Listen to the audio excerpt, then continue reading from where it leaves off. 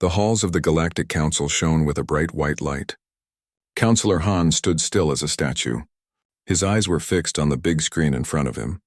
The screen showed what many had feared but no one had believed could happen. Humans were gone. All of them. Every single one. Han's three-fingered hand gripped the edge of his console. His scaled skin turned a pale blue from stress. Earth, the home of humans, was empty. The city still stood tall. The lights still worked. Cars sat in the streets. Food waited on tables. It looked like everyone had just stepped away for a moment. But it wasn't just Earth. All the places where humans lived were the same.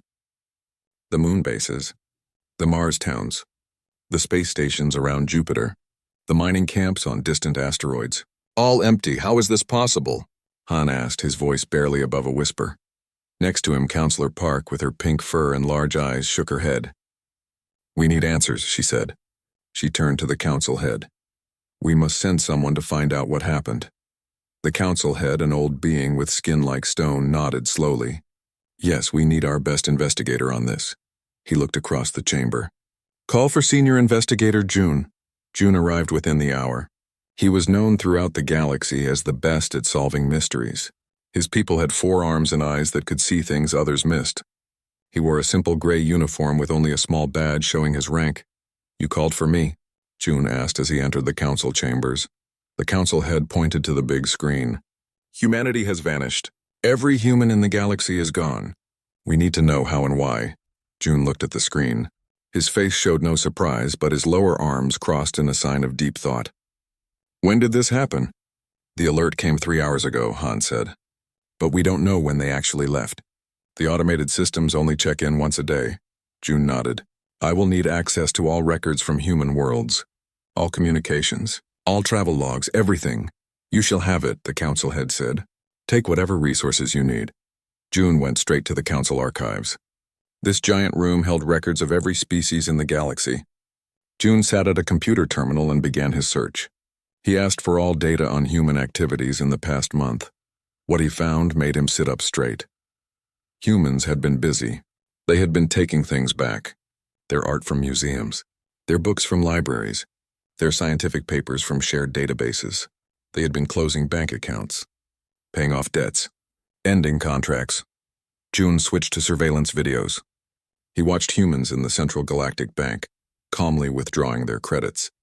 He saw them in the Grand Museum, carefully packing up artifacts they had loaned for display. He observed them in the Science Academy, downloading their research and deleting the original files, all done quietly. All done without drawing attention. June rushed back to the council chambers. The main members were still there, waiting. They knew they were leaving, June reported. This was planned.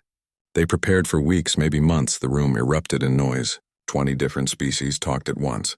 Some stood on their seats. Others changed colors in alarm. Silence. The council head slammed his stone hand on the table. The room quieted. Investigator June, explain. June showed them what he had found. The withdrawals. The removals. The settlements of accounts. This was not an attack, June said. There are no signs of struggle. No damage, no violence. They simply left. Counselor Kim, a being with metallic skin who had always been wary of humans, stood up. The timing cannot be ignored. 3 cycles ago, we denied their petition to intervene in the Proxima conflict. The Proxima conflict. June remembered it well. A newly discovered species was being exploited by mining corporations. Humans had asked the council to stop it. The council had voted no, saying it was not their place to interfere. Are you suggesting they left because of our vote? Park asked, her fur bristling. I am suggesting that humans have always been unpredictable, Kim said. Now they have done something no species has ever done before. They have removed themselves from the galaxy without a word. We must consider that this may be hostile. Hostile. Park stood up, her small form shaking with emotion. How is leaving hostile? We don't know their motives, Kim replied. They could be preparing for something worse. The argument spread through the chamber. Some agreed with Kim, others sided with Park. June watched silently. Then he spoke. There is one place we haven't checked. The human moon base has a secure archive. If they left a message, it might be there. The council head nodded. Go at once. Take whatever you need. June assembled a small team. He chose those skilled in human technology. They took a fast ship to Earth's moon. The journey took less than a day with their advanced drives. The moon base was like all other human places. Empty but perfect. Lights on, air flowing, food in the kitchens, but no people. June led his team to the secure archive in the center of the base. The door was locked but not sealed. It opened with a standard key code. Inside, they found only one thing: a data cube sitting on a table. Next to it was a handwritten note in the human language. One of June's team read it aloud. For the council. When you are ready to understand. June picked up the cube carefully. It was human technology, simple but effective. He connected it to their systems. A hologram appeared above the cube. A human woman with gray hair and dark eyes looked at them. "I am Director Sun of Earth Central Command," she said. "If you are watching this, you have noticed our absence. I will be brief. Humanity has made a choice. We have watched the Council for centuries. We have participated in good faith. We have followed your rules. And we have judged them lacking." June and his team looked at each other in shock. Centuries? Humans had only been part of the Council for 50 years. The hologram continued. "We petitioned for change. We argued for justice. We were denied.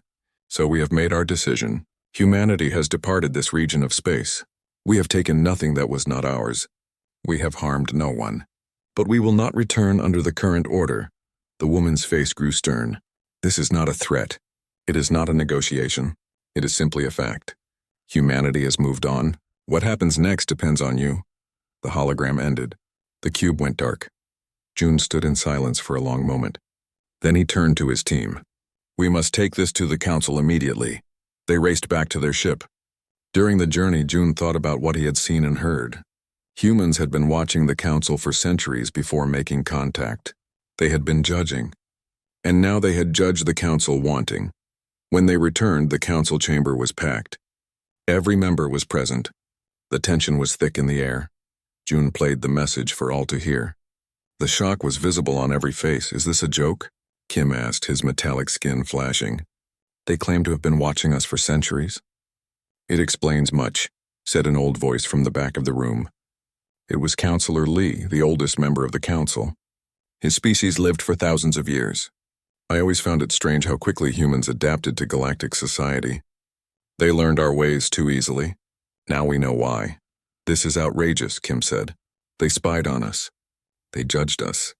"Who are they to judge the Galactic Council?" Park stepped forward.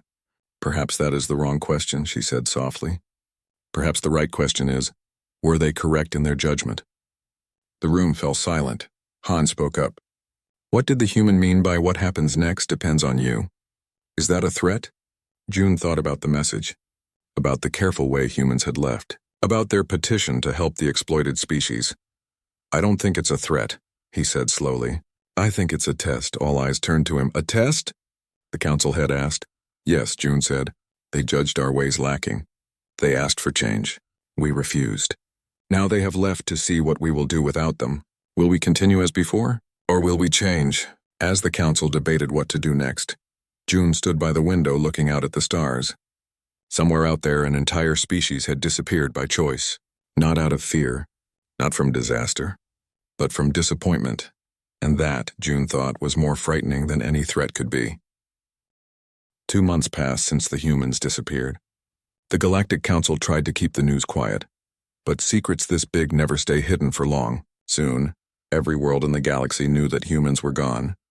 Some species worried, others celebrated. Humans had been strange neighbors, creative and friendly one moment, fierce and stubborn the next. Not everyone missed them.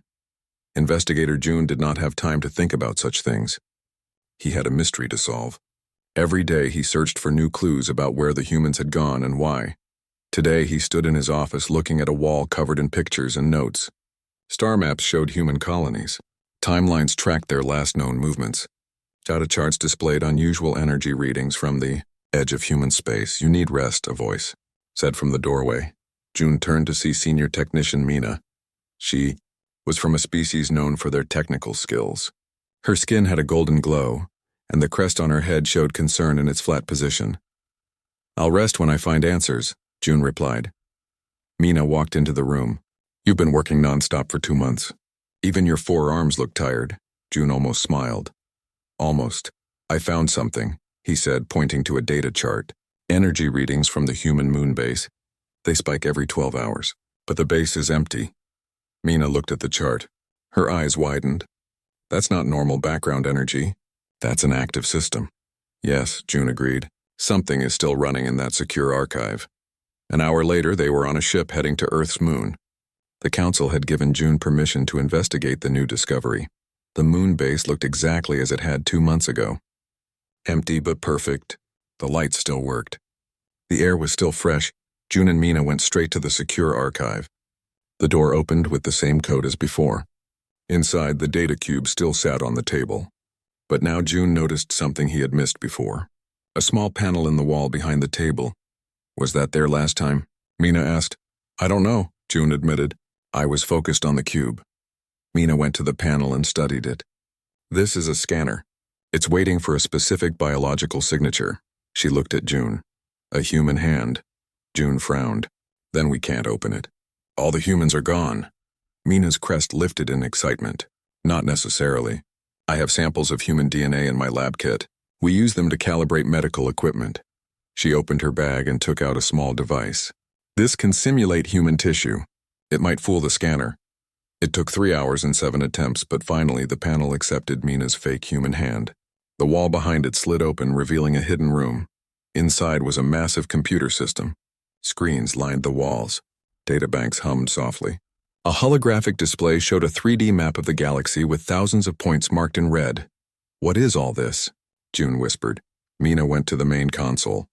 Her fingers moved quickly over the controls. This is an archive. A big one. It contains everything. Everything? Everything about humans. Their history. Their science. Their art and...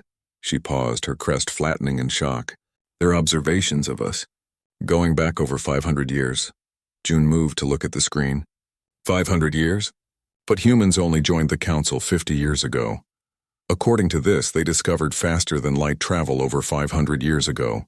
They've been observing Council species ever since. June couldn't believe it. They watched us for centuries before making contact? Why, Mina opened more files. They were studying us. How we interacted with each other. How we handled conflicts. Our ethics. Our politics. She looked up at June. They were deciding if they wanted to join us. For the next several hours, June and Mina read through the human archives.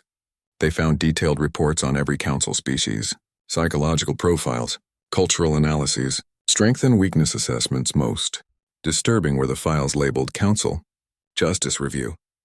These contained hundreds of cases where the Council had chosen not to intervene in conflicts or exploitation.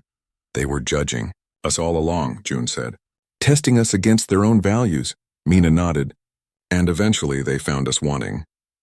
They found the final entry dated 1 day before the disappearance. Final assessment complete. Verdict insufficient. Implementation phase authorized. Implementation phase? June wondered. What does that mean? Mina was about to answer when she noticed something else.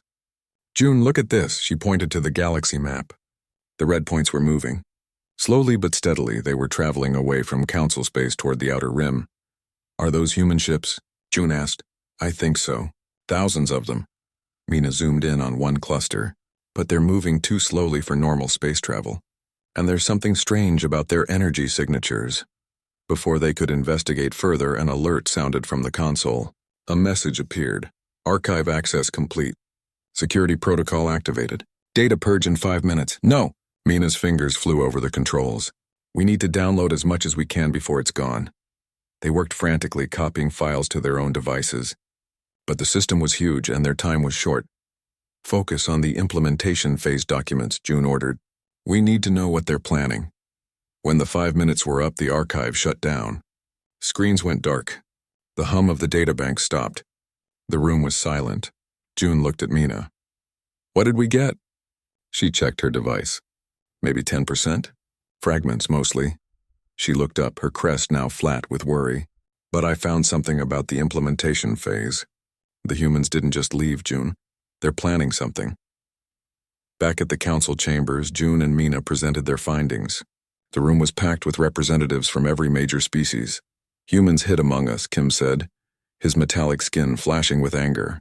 They pretended to be newcomers to the galactic stage while secretly studying our weaknesses. That's one interpretation, Park countered, her pink fur bristling. Another is that they were cautious. They wanted to understand us before revealing themselves. The debate grew heated. Some called for military action, arguing that humans might return as invaders. Others insisted on a diplomatic mission to find the humans and negotiate. June watched silently, thinking about what they had found. The careful study. The final verdict. The moving ships, old Counselor Lee, who rarely spoke at meetings, stood up. The room fell quiet. Lee's species was ancient, having seen the rise and fall of many civilizations. You misunderstand, Lee said, his voice soft but clear. This was not a departure. This was a judgment. All eyes turned to him. The humans did not leave in fear or in threat, Lee continued. They left in disappointment. They held us to a standard and we failed. Now they implement their own solution. What solution? The council head asked. Mina stepped forward. Based on the fragments we recovered, the humans are establishing a new region of space. A new society based on their own values. Let them go then, Kim said dismissively. Good riddance. There's more, Mina said. Her crest flattened completely, a sign of extreme concern. The implementation phase has two parts, establishment and demonstration. What does that mean? Han asked. June answered. They're going to show us what we could have been. What we should have been in their eyes. The council chambers grew quiet as everyone considered this. How? The council head finally asked. We don't know yet, June admitted, but I believe we'll find out soon. As the council debated what to do, June stood by the window again, looking at the stars. He thought about the humans watching from the shadows for centuries, learning, judging, and finally acting. What would they do now? What was this demonstration they planned? June had a feeling that whatever it was, the galaxy would never be the same after it. In his quarters that night, June couldn't sleep. He kept thinking about the human archives, about the careful, patient way they had studied the council, about their final verdict, insufficient. His computer chimed, signaling a message from Mina. I've been analyzing the data we saved. Her message read. Found coordinates for something called Phase 1. Sending them now. June looked at the star map Mina attached. The coordinates marked a system on the edge of council space. A place called Nestia. June knew that name. It was a world rich in resources where the native species lived simple lives. The council had allowed mining there despite concerns about the impact on local ecosystems. It was exactly the kind of situation humans had petitioned the council to address. The kind the council had repeatedly ignored. June sent a message to his ship's pilot. They would leave for Nestia at first light. Whatever the humans were planning, it seemed Nestia would be the first to see it. 1 year had passed since humanity disappeared. The galaxy had almost grown used to their absence. Almost, but not quite. Investigator June stood on the bridge of his ship as it approached the planet Nestia. His 4 arms were crossed in his characteristic thinking pose. Senior technician Mina stood beside him, her golden skin catching the light from the nearby sun. 2 new members had joined their team, junior investigators Jin and Do. Jin came from a species with excellent hearing. Do's people were known for their perfect memory. Nestia looks normal from here, Jin said, her large ears twitching. The message said there was an incident, June replied. Something unusual in the northern mining region. A month ago, June and his team had been assigned to monitor unusual events across council space. At first, the task seemed dull. Then reports began to come in from distant worlds. Strange objects appearing, mysterious technology activating without explanation. The first report came from a small planet where a pre-spaceflight species was being exploited for labor. Overnight, they gained access to advanced medical technology and communication devices. The second came from a contested system where 3 species had been fighting over resources for centuries. Suddenly, automated stations appeared, broadcasting technology that made the contested resources unnecessary. Now, something had happened on Nestia. Receiving transmission from the surface, Jin announced. It's Mining Director Sung. A hologram appeared on the bridge. Director Sung's reptilian face showed clear distress. Thank the stars you're here, he said without greeting. You need to see this immediately. An hour later, June's team stood at the edge of a massive mining pit. For decades, corporations had been extracting rare minerals from Nestia, leaving huge scars on the land. The native species, Small furry creatures with large eyes had protested without success. But the pit was changing. From the center, a massive structure had emerged overnight. It looked like a metal tree with hundreds of branches. Each branch ended in a device that emitted a soft blue light. Where the light touched, the barren ground began to change.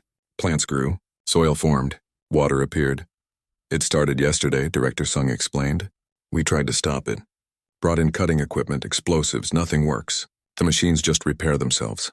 Mina scanned the structure with her devices. This is incredible technology. The machines are rebuilding the entire ecosystem. They're extracting pollution from the soil, restoring the water table, even reintroducing native species. They're ruining our operation is what they're doing, Sung snapped. This pit represents billions in investment. June ignored the director's outburst. Any idea where it came from? No, Sung admitted. It just kind of appeared, but one of the native elders claims he saw a human speaking to the device before it activated. June's 4 hands clenched. A human here? Recently? That's what he claims. But these natives, they're primitive, unreliable. I'd like to speak with this elder, June said firmly. The native village sat on a hill overlooking the mining pit. The small furry beings watched June's team with curiosity but no fear. Their large eyes blinked slowly as the visitors approached. The elder waited in a simple hut. His fur had turned white with age, and he walked with a carved staff. You come about the healing machine, the elder said in simple galactic standard. About the sky people who brought it. Sky people? Jin asked. Humans, the elder clarified. They came when the night was dark. They spoke to us of healing the land. They said it was time. June crouched to be at eye level with the elder. Can you describe these humans? Tall, no fur except on top. Different colors. They came in a ship that made no sound. They said they had watched our suffering long enough. How many were there? Du asked, his memory already recording every detail. 5. 2 female, 3 male. What exactly did they say to you? June pressed. The elder thought for a moment. They said the council would not help, so they would. They said this was just the beginning. They said watch the stars for more signs. Back on their ship, June's team discussed what they had learned. It fits the pattern, Mina said. The humans are systematically addressing situations they had petitioned the council to resolve. But how? Jin wondered. How did they place that device without anyone noticing? How does it repair itself? And where did they get technology so far beyond ours? Perhaps they always had it, Do suggested. Perhaps what they showed us during their time in the council was just a fraction of what they could do. June nodded slowly. They were testing us, seeing if we would do the right thing without their advanced technology. When we failed, they decided to act on their own. But why leave? Jin asked. Why not just use their technology to fix things while still part of the council? Because this isn't just about fixing problems, June realized. This is about showing the council its own failure. They're implementing solutions to the very problems we refuse to address. They're not just teaching, Mina added. They're shaming us. Over the next few weeks, reports flooded in from across council space. On 20 different worlds, human technology had appeared. Each device addressed a specific problem the council had ignored.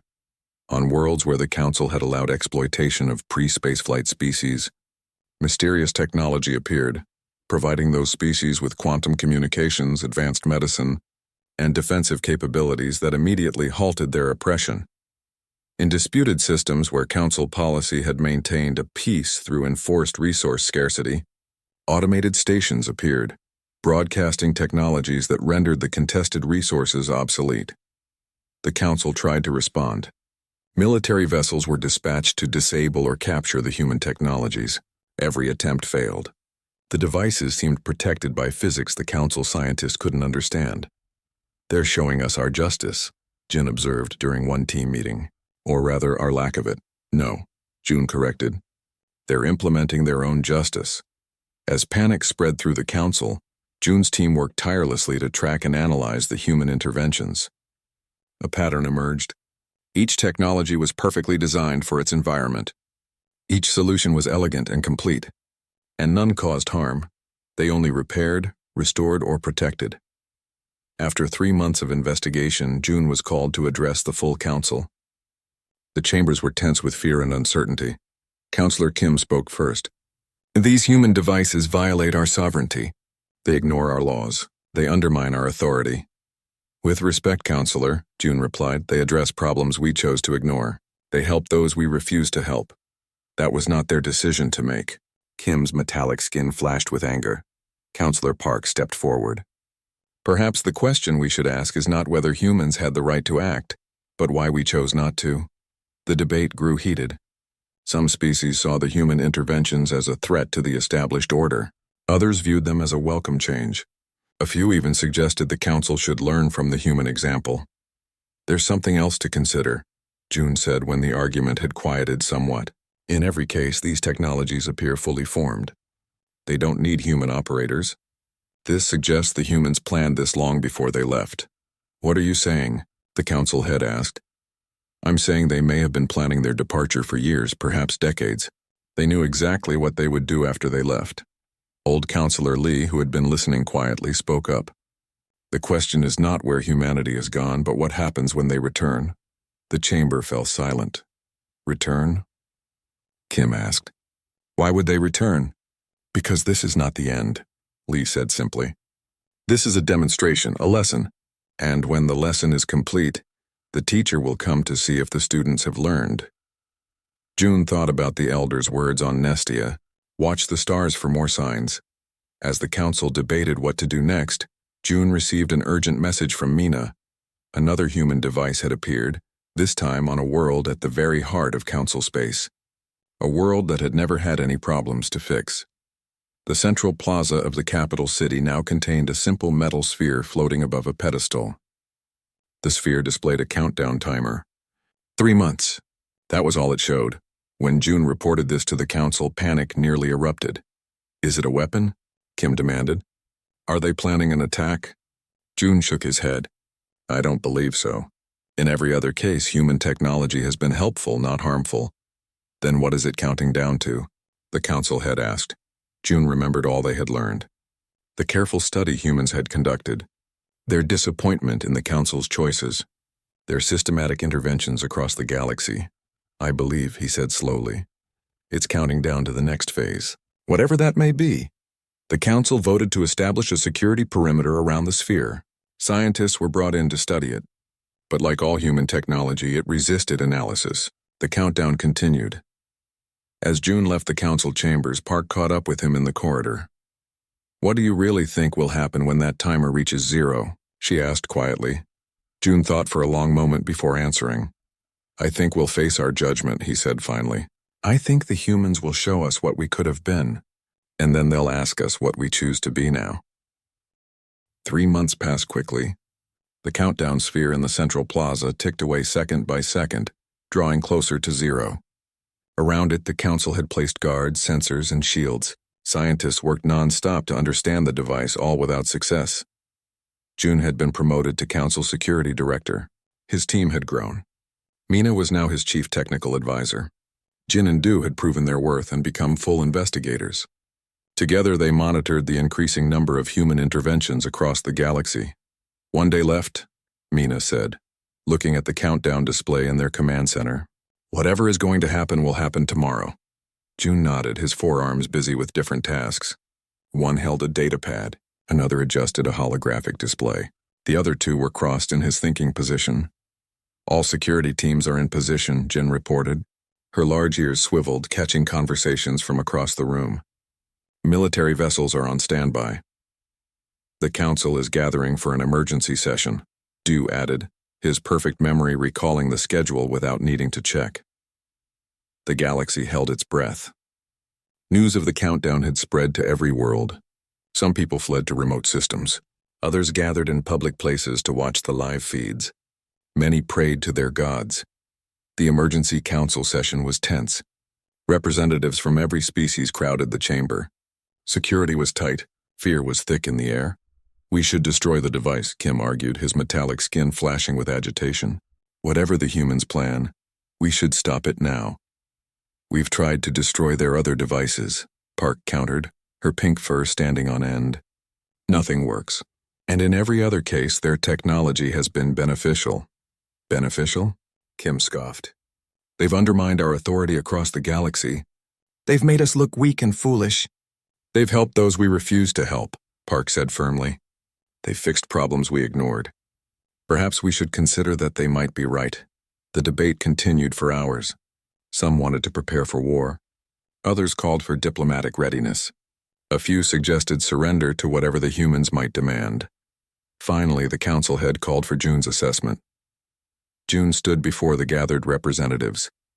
Based on all evidence, I do not believe the humans intend to harm us. Their interventions have been consistent.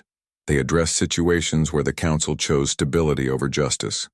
They help those we deemed not worth helping. They restore what we allowed to be damaged. So what do you think will happen when the countdown ends? The council head asked. June considered his words carefully. I believe they will contact us. They will show us something. And they will offer us a choice. What choice? Kim demanded. That, June said, is what we wait to see. As the debate continued, a council attendant rushed in and whispered to the council head. The old being's stone face showed rare surprise. Councillor Lee has requested to address the council, the head announced. He wishes to speak about humanity. This caused a stir. Lee rarely attended council sessions anymore, citing his age and health. For him to come now, at this critical moment, was significant.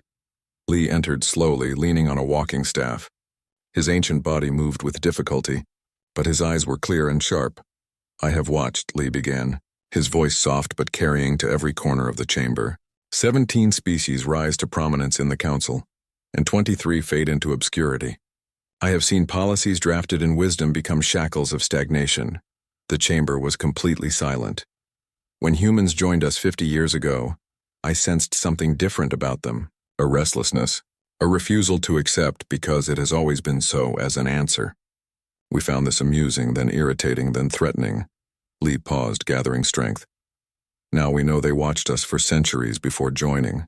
They studied us, tested us, and found us wanting. Not because we are evil, but because we have grown comfortable. We have chosen the easy path of non-interference over the hard work of justice. What would you have us do? Kim asked, his voice for once lacking its usual edge. I would have us listen, Lee replied simply. When the humans speak tomorrow, I would have us truly listen.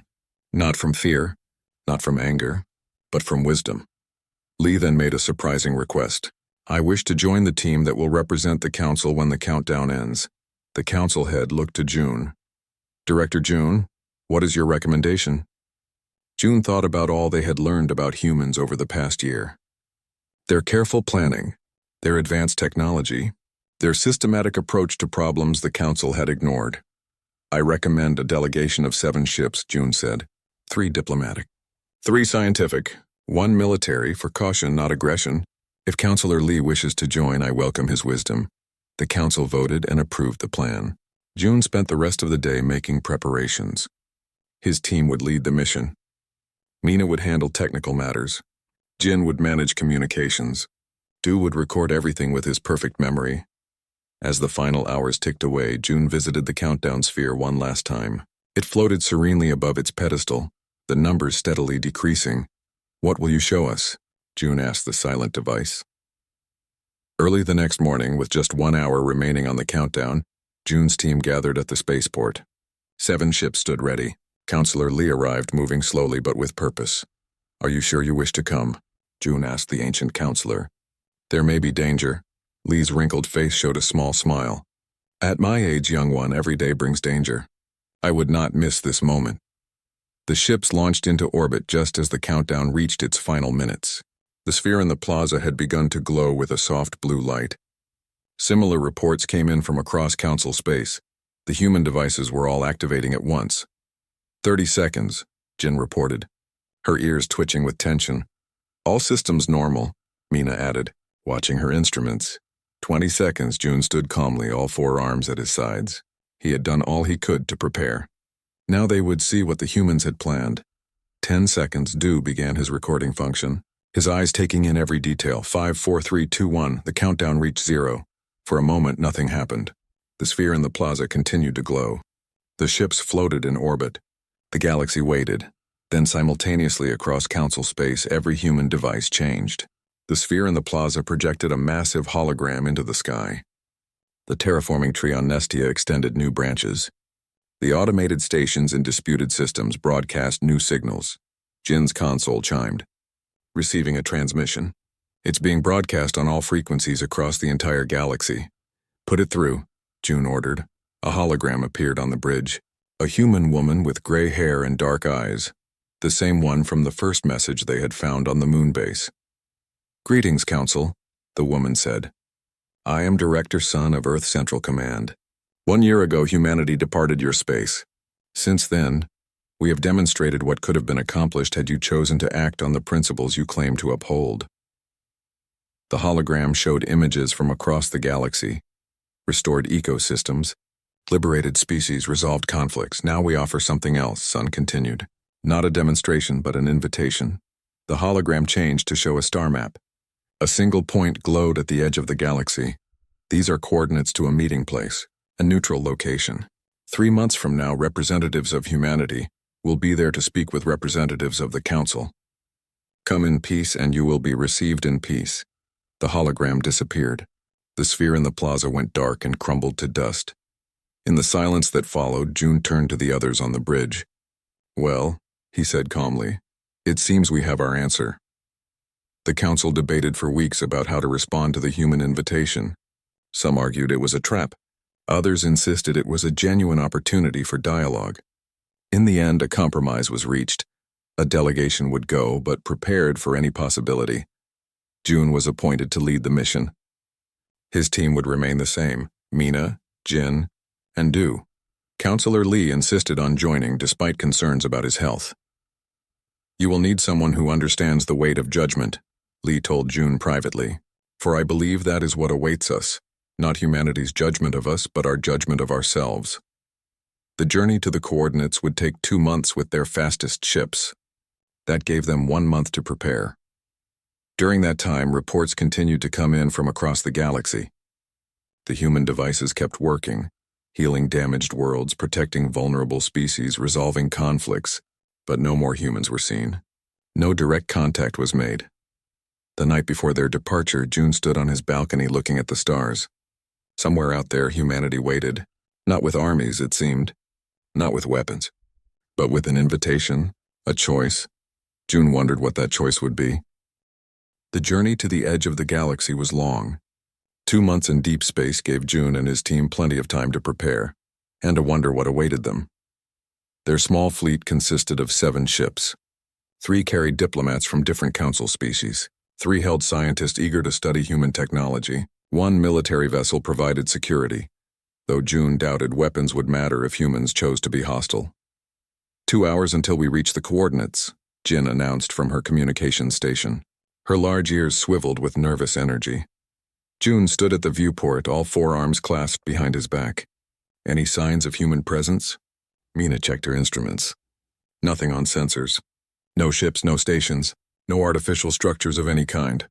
Counselor Lee sat quietly in a chair adapted for his frail body. Despite the long journey taxing his health, his mind remained sharp. "They will be there," he said simply. "I've reviewed all our data on human technology," Du reported, his perfect memory allowing him to recall every detail. "Based on what we've seen, they could easily hide from our sensors." The final 2 hours passed in tense silence.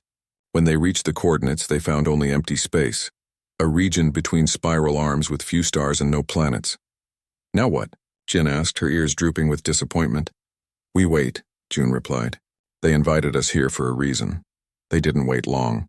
Exactly at the time specified in the invitation, reality seemed to fold. There was no other way to describe it. Space itself bent in a way that made eyes hurt and minds struggle to comprehend. When the distortion cleared, a massive structure had appeared. It resembled nothing in council records. Not a ship. Not a station. Something entirely new. "Incredible," Mina whispered, her golden skin paling with awe. "They've manipulated space-time itself. This structure existed in another dimension, layer of reality. Our science doesn't even have words for this." "Receiving transmission," Jin reported, her large ears perking up.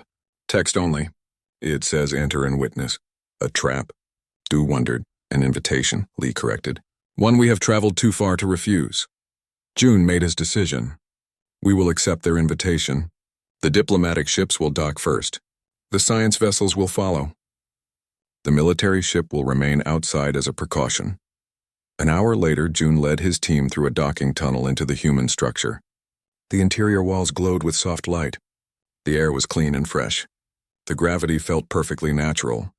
"It's adapting to us," Mina noted, checking readings on her device. Temperature, gravity, atmosphere, all adjusted to our specific biology. They followed a corridor that opened into a vast chamber. June stopped in surprise. The chamber looked exactly like the Grand Council chambers, but with differences. Where the Council's chamber featured raised platforms for senior species and lower positions for newer members, this chamber had all seats at equal height. And it was filled with humans, not just the few diplomatic representatives the Council had known, but humans of every appearance, age, and background. Some wore clothing recognizable as Earth fashion, others the distinctive garb of human colony worlds, and still others attire that no Council member had ever seen. An older woman stepped forward from the gathered humans. Her hair was silver, her eyes dark and serious. She wore simple clothes of deep blue. "I am Sion," she said in flawless galactic standard. "Speaker for humanity. Welcome to New Horizon." June stepped forward as leader of the Council delegation. "I am Security Director June. We come in peace to answer your invitation." Sion nodded. "We invited you in peace. Please be seated." The Council delegates took seats on one side of the chamber. The humans sat opposite them. There was no raised dais, no special position of authority. All were equal here. Sion spoke again. 3 years ago, humanity departed Council space. This was not done in anger or in threat, but in necessity. Displays activated around the chamber, showing scenes familiar to the Council delegates. Earth. Human colonies. The day of their departure. "For millennia," Sion continued, "we wondered if we were alone in the universe. Then we found you. Hundreds of species, millions of worlds, billions of years of collective wisdom. And we were overjoyed." The displays showed the first contact between humans and the Council. The early days of cultural exchange. The sharing of knowledge. Until we saw how you wielded that wisdom. The displays changed, showing scenes the Council members recognized but had chosen to ignore. Species exploited, ecosystems ravaged, conflicts perpetuated rather than resolved, all permitted under Council non-interference protocols. "We petitioned. We argued, we pleaded," Sion said. Her voice held no anger, only sadness. "And when all diplomatic avenues were exhausted, we made our choice. Not to fight you, not to leave you, but to show you." The displays changed again, showing the results of humanity's interventions across Council space over the past 3 years. Formerly exploited species now thriving, ecosystems recovering, ancient conflicts resolved through innovation rather than force. "This is not our judgment upon you," Sion said. "This is your judgment upon yourselves. For millennia you chose stability over justice, procedure over purpose, the familiar over the possible." Counselor Kim, who had insisted on joining the delegation despite June's objections, spoke up. "You had no right to interfere. The Council's policies of non-interference preserve the natural development of species and cultures." Sion looked at him calmly. "Do the species you allowed to be exploited feel their development was preserved? Do the worlds you allowed to be stripped of resources feel their nature was protected?" Kim had no answer. Lee spoke next, his ancient voice soft but clear. "You said this was not your judgment upon us. Yet you left us." "You judged our ways insufficient," Sion nodded. "Yes, we judged your methods, your policies, your choices, not your potential. We did not abandon you out of spite, but because we needed to build something new, something that could serve as an example." She gestured, and the chamber transformed. The walls seemed to dissolve, revealing a view that made even June's steady heart race faster. They could see stars, thousands of them, but not as distant points of light. These stars were close, as if the structure they stood in was somehow among them all at once. Around many stars they could see worlds. Around those worlds they saw ships, stations, signs of vibrant civilization. "Humanity has not abandoned this galaxy," Sion said. "We have expanded your conception of it. We have built what you refuse to imagine, a civilization where advancement is measured not by age or power, but by contribution and compassion." Mina's instruments were going wild. "This is impossible," she whispered. "We're somehow seeing multiple locations simultaneously. They've mastered space-time in ways we never dreamed possible. How? Jin asked, her ears flat against her head in awe. How did you do this in just 3 years? Sion smiled slightly. We didn't. We have been preparing for centuries. Long before we officially joined the Council, we were developing technologies that would allow us to exist beyond traditional space. We hoped we would not need them. We hoped the Council would embrace change. When it became clear you would not, we implemented what we had prepared. And now? June asked. Why bring us here? Why show us this? Sion looked at each delegate in turn. We issue no ultimatum. We declare no war. We simply offer a choice. Continue as you have, and we will continue our work beyond your borders, or join us in building something greater than either of us could achieve alone. The chamber fell silent. The council delegates looked at each other, uncertain how to respond. Then Lee stood, his fragile form seeming stronger somehow. He addressed not Sion but his fellow council members. I have witnessed 17 species rise to prominence in the council, and 23 fade into obscurity. I have seen policies drafted in wisdom become shackles of stagnation. What stands before us is not humanity's judgment, but the judgment of time itself upon our choices. He turned to Sion. We feared your departure was abandonment. We never considered it might be advancement. Sion inclined her head respectfully. Your wisdom does you credit, counselor. What would this joining entail? June asked. How would it work? The council has hundreds of species, millions of worlds. It would begin with choice, Sion replied. Each species, each world would choose for themselves. Those who wish to remain with the current council may do so. Those who wish to join the new way would be welcomed. We offer new technologies, new methods of cooperation, new ways of solving old problems. And the council itself? Park asked. Would it be dissolved? That is for the council to decide, Sion said. Our hope is not destruction but transformation, not replacement but growth. The discussions continued for hours. Questions were asked and answered. Concerns were raised and addressed. Throughout it all, Sion remained patient and open. Other humans joined the conversation, each bringing different perspectives. When it was time for the council delegation to return to their ships, Sion walked with them to the docking area. You have much to consider, she said. Take the time you need. We will wait. June paused before leaving. This chamber, why make it look like our council chambers? Sion smiled. To remind you and us of where we began, and to show how small changes can transform something familiar into something new. As their ships departed, June stood at the viewport watching the massive human structure.